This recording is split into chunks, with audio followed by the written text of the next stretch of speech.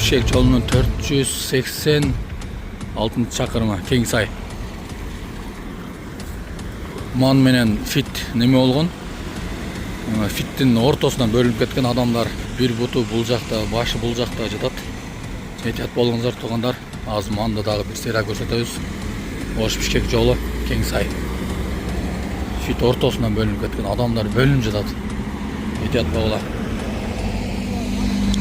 Мына номер тааныган билгендер болсо группаларга жөнөтпөй болот. Адамдар эми наракта жатат, полночь тартканы болбойт эми анчы.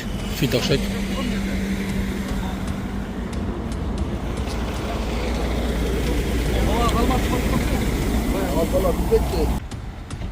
Куткаруучулар келди МЧС.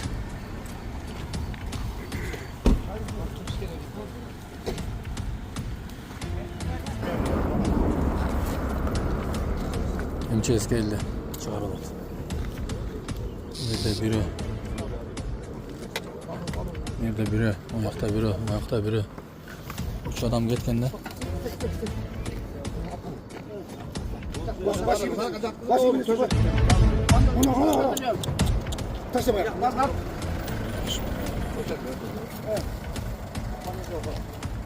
Жаш бала экен да.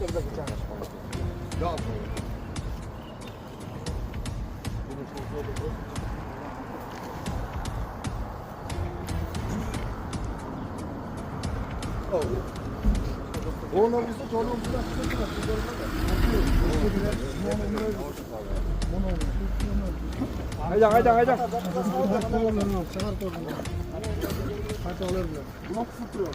Bunun butu kolu üzülmeptir jakşı ha? Taza eken ha? Narkınlık üzülüp ettir da.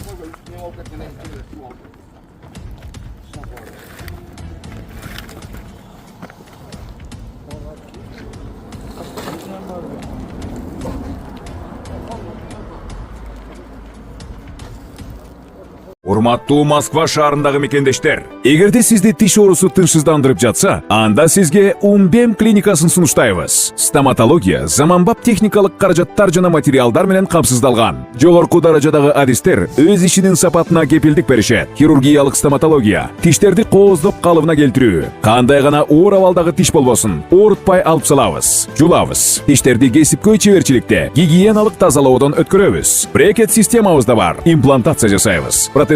Металлокерамика, цирконий жана башка түрлөрдү колдонуу менен сиз каалаган сапатта тиштериңиздерди оңдоп түзөп, салып жана тазалап беребиз. Биздин дарек Москва шаары, ВДНХ метросу, Кондратюка көчөсү 2, байланыш номеру +7 925 103 22 55. Сизден үйдүн статус боюнча. Эмне кылайын? Сиз кандай? Эмне кылайын? Что за хамское отношение? Мен жогорку кеңештин депутаты сүйлөп Эмне кылайын? Сиз жогорку кеңештин депутаты сүйлөп атканда, сиз сүйлөбөй токтоп туруңуз. Депутат болсоң эмне кылайын? Эл өкүлү Эрулан Кокулов менен Токмоктун мэри айтыша кетти.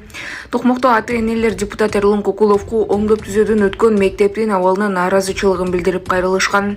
Депутат шаар мэри Максат Нусуралиевди чакырып келип, спорт залдын полу сапатсыз экенин көрсөткөн, бирок шаар башчыга Кокуловдун сүйлөгөн тоону жакпай, экөө айтыша кеткен. Мэр эл өкүлүнө өнүн көтөрбөй сүйлөөнү өтүнсө, Кокулов өзүн жогорку кеңештин депутаты экенин эскерткен. Мен 33 жыл ичинде жогорку кеңешке ити да барган, бити да барган, артисти да барган, башкасы да барган. Анан бирок жогорку кеңешке эле депутат болуп калса, мен сүйлөгөн туура, мен ойлонгон туура деген дагы бир эркул жок да буякта. Кече мурда күнгү Токмокко барган иш чарасын көрүп, эми сүйлөбөй койсо болбойт да. Ыйлабаса эмчек кайда дегенде айтпаса буга түшүнүк келбейт. Мен буну менен жекеме-жеке маңдай тескей туруп сүйлөшкөндө көргөмүн. Мында артисттик, мындай кесиптик жагы аябагандай бийик деңгээлде. Сүйлөшүп атсаң телтеңдеп нары бери басканды жакшы көрөт.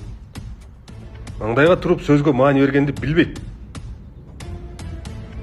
Бүткөн ишке сынчы көп барып алып, жасалган иштерге сындап коюш ар биринин колунан келет.